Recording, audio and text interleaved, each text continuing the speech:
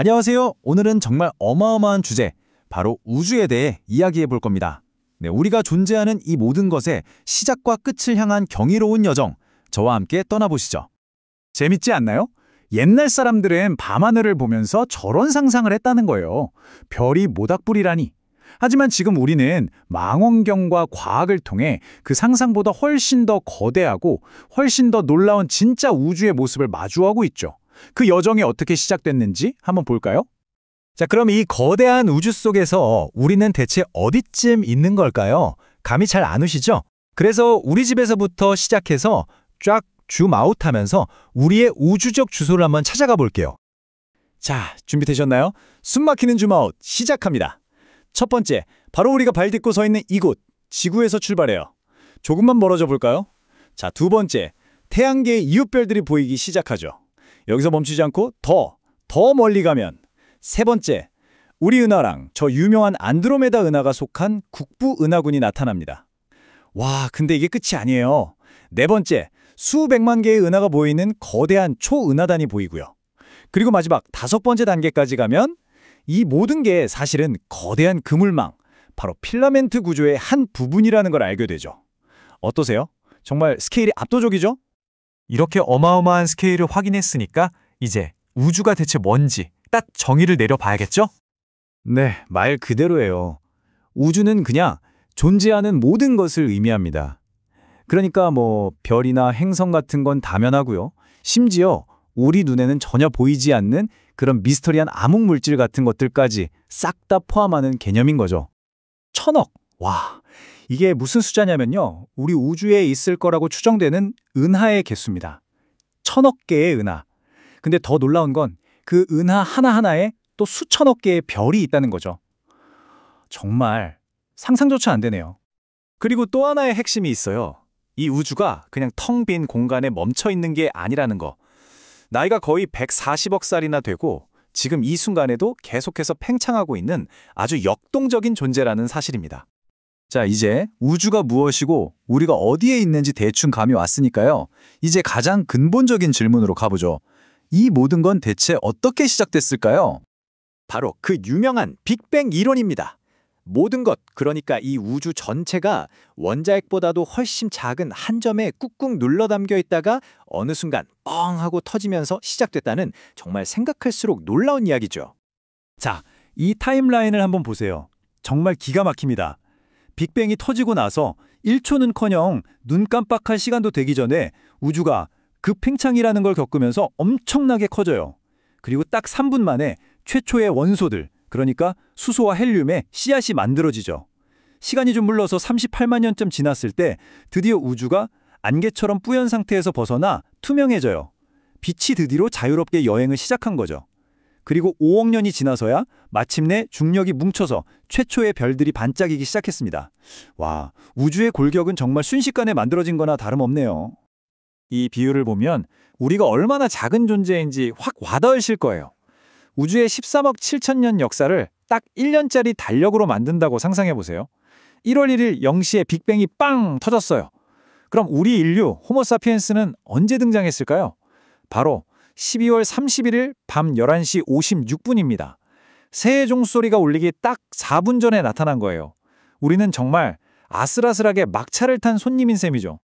자, 우주의 탄생이라는 거대한 그림을 봤으니 이제 그 안을 채우고 있는 구체적인 것들, 그러니까 별이나 은하 같은 것들이 어떻게 만들어지는지 한번 들여다볼까요? 별은 말이죠. 아주 간단하게 말하면 거대한 핵융합 발전소라고 생각하시면 돼요. 주로 수소로 이루어진 가스 덩어리가 자체 중력으로 뭉쳐서 그 중심부에서 수소를 헬륨으로 바꾸는 핵융합 반응을 일으키는 거죠.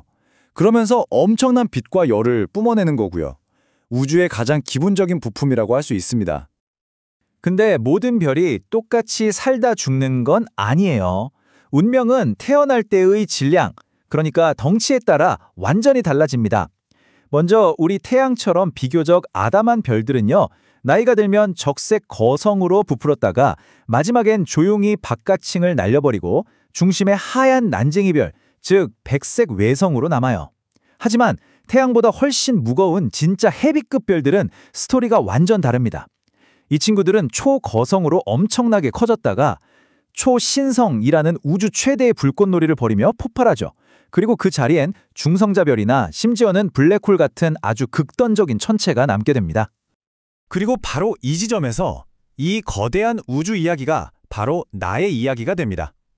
지금 이 말을 듣고 있는 여러분 몸을 이루는 원자들 있잖아요. 우리가 숨쉬는 산소, 우리 뼈를 만드는 칼슘, 피를 흐르게 하는 철분, 이 모든 게 아주 먼 옛날 어떤 거대한 별이 장렬하게 죽어가며 우주 공간에 뿌려준 것들이에요. 와, 정말로 우리는 별의 먼지, 별의 후예인 셈이죠. 이렇게 만들어진 별들이 또 수십억, 수천억 개가 모여서 거대한 섬을 이루면 그게 바로 은하가 되는 겁니다. 우리가 살고 있는 이 태양계도 우리 은하라는 거대한 별들의 도시에 속한 작은 동네 같은 거죠. 그리고 1920년대에 에드윈 허블이라는 천문학자가 정말 대단한 걸 발견합니다. 다른 은하들을 관측해 보니까 대부분이 우리한테서 멀어지고 있다는 거예요. 마치 풍선 표면에 점을 찍고 풍선을 불면 점들 사이가 멀어지는 것처럼요. 이게 바로 우주가 멈춰 있는 게 아니라 계속 팽창하고 있다는 최초의 직접적인 증거가 됐죠. 현대 우주론이 바로 여기서부터 시작된 겁니다. 자, 지금까지 우리가 아는 것들에 대해 이야기했는데요. 이제부터는 우리가 아직도 모르는 것, 우주의 가장 깊고 어두운 미스터리에 대해 이야기해볼 시간입니다.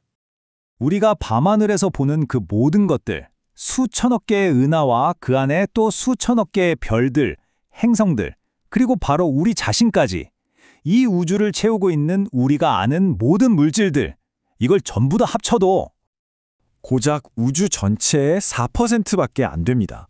믿어지시나요? 이 차트가 보여주는 사실은 정말 충격적이에요. 우주의 진짜 주인은 따로 있었던 거죠. 22%는 정체를 알 수 없는 암흑물질, 그리고 나머지 무려 74%는 미지의 암흑 에너지입니다. 다시 말해서 우리는 우주의 96%에 대해서는 사실상 아무것도 모르고 있다는 뜻입니다. 암흑물질, 이름 그대로 어둡고 보이지 않는 물질이에요. 빛을 내지도 반사하지도 않아요. 근데 이게 왜 있다고 생각하냐면 이게 없으면 은하들이 지금처럼 형태를 유지할 수가 없거든요. 너무 빨리 돌아서 다 흩어져 버려야 정상인데 안 흩어지는 거예요. 뭔가가 강력한 중력으로 꽉 붙잡아주고 있다는 거죠. 그 보이지 않는 접착제가 바로 암흑물질입니다. 그럼 암흑에너지는 뭐냐? 얘는 암흑물질이랑은 정반대 역할을 해요. 중열이 모든 걸 끌어당긴다면 이 암흑에너지는 모든 걸 서로 밀어내는 힘이에요.